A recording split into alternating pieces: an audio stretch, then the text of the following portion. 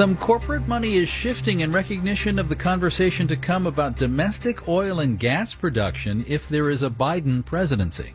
Marketplace Morning Report is supported by WeWork, committed to working in new ways, focusing on health and safety, flexible terms with custom-designed spaces. More at WeWork.com/tomorrow. I'm David Brancaccio. Good morning. By one estimate, $11 billion will be spent on this year's election. Can you imagine? Let's take an interesting sliver of that, the $87 million coming into the races from oil and gas companies, most to Republicans. But with polls showing strength for Joe Biden and some Democrats vying for Senate, fossil fuel companies appear to be hedging some bets now. Marketplace's Nova Safo joins us. Democrats are getting more of this oil money, Nova? They are. The numbers still vastly favor Republicans, according to the Center for Responsive Politics. That's a nonpartisan research group. 85% of oil and gas donations have gone to President Trump's campaign or to the Republican candidates in conservative causes. But Biden's campaign has also benefited. It's taken in about $900,000 from people and PACs associated with the oil and gas industry. And two of the biggest oil giants, ExxonMobil and Chevron, they've bumped up their donations to Democrats compared to the 2016 election. Chevron has spent almost $5 million in this election cycle, and 28% of that went to Democrats. Exxon has donated a little over $1.5 million, 41% to Democrats.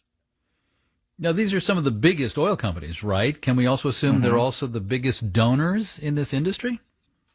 Well, the biggest donors favor Republicans. Chevron is one of them. But among the biggest of the big, that's Energy Transfer Equity, owned by Kelsey Warren. He controls the Dakota Access Pipeline. Remember that? The subject of a coordinated protest by Native American tribes. Thousands camped out in North Dakota. Well, Warren's company is the biggest contributor, $14 million. He's also a Trump supporter. He's reportedly given $10 million to just one pro-Trump super PAC. And then there's Koch Industries. Of course, we all know that name, giving $10 million. And of course, Charles Koch being a well-known conservative donor. Marketplace's Nova Safo, thank you. Data from the lender Sallie Mae finds that just 7% of college students are on campus attending classes in person. About half are being taught online only. The rest use a hybrid combination, and there's a lot of unevenness among campuses. Here's Marketplace's Mitchell Hartman. With the pandemic raging this summer, college administrators didn't even know how many students would pay tuition and show up for classes, whether in person or online. Well, now the numbers are in. Compared to expectations, really not so bad. Doug Shapiro at the National School Clearinghouse Research Center says college enrollment's down just 4% compared to last year. That's encouraging that most students who were already in college have been able to stay enrolled despite the pandemic and all the online and everything else. But first-year enrollment is down more than 16%. And at community colleges, it's down by a quarter. Emily Wadhwani covers higher ed at Fitch Ratings. This is concerning and quite frankly surprising given the easier access you have into community college and the lower price point. Wadhwani says the decline likely reflects job and income loss among low and middle income households. She says many community college students depend on work to pay tuition. I'm Mitchell Hartman for Marketplace. And according to numbers from our fresh Marketplace Edison Research poll, just about half of people with school-age children, 49%, say their kids are being schooled fully online now. Markets Dow and S&P futures are up 0.2% each. London is up 1.2%. Marketplace Morning Report is supported by Omidyar Network, a social change venture that is reimagining how capitalism should work. Learn more about their efforts to recenter our economy around individuals, community, and societal well-being at Omidyar.com. If you were to lose your job today, how confident would you feel about finding a new one within 6 months? That's among questions we asked in our latest Marketplace Edison Research poll, taken amid the deep pandemic recession here. About 1 in 5 said they're not confident at all in finding something, yet more than 40% say they're somewhat confident. A third are very confident. There's an age thing going on here, as Marketplace's Justin Ho reports. Evan Neidrower is 32 years old and lives in Los Angeles.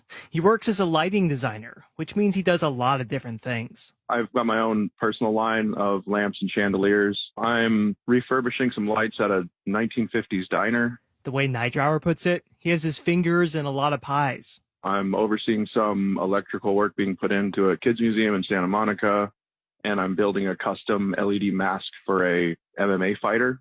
When the Marketplace Edison research poll asked, Neidrower told us he's very confident in his ability to find work within 6 months.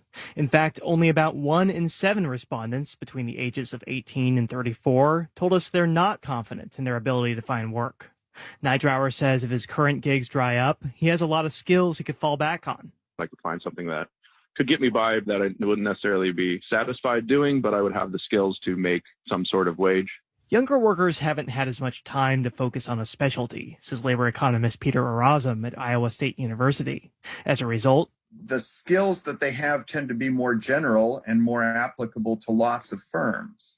After the Great Recession in 2008, Erasm says older workers were unemployed about twice as long as younger workers.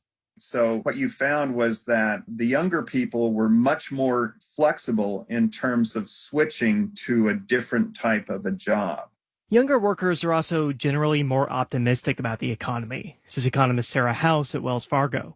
They tend to have a more upbeat assessment of their future earnings, their ability to save for retirement, even what interest rate they might get on their savings account. And the recovery, so far, may be boosting their optimism.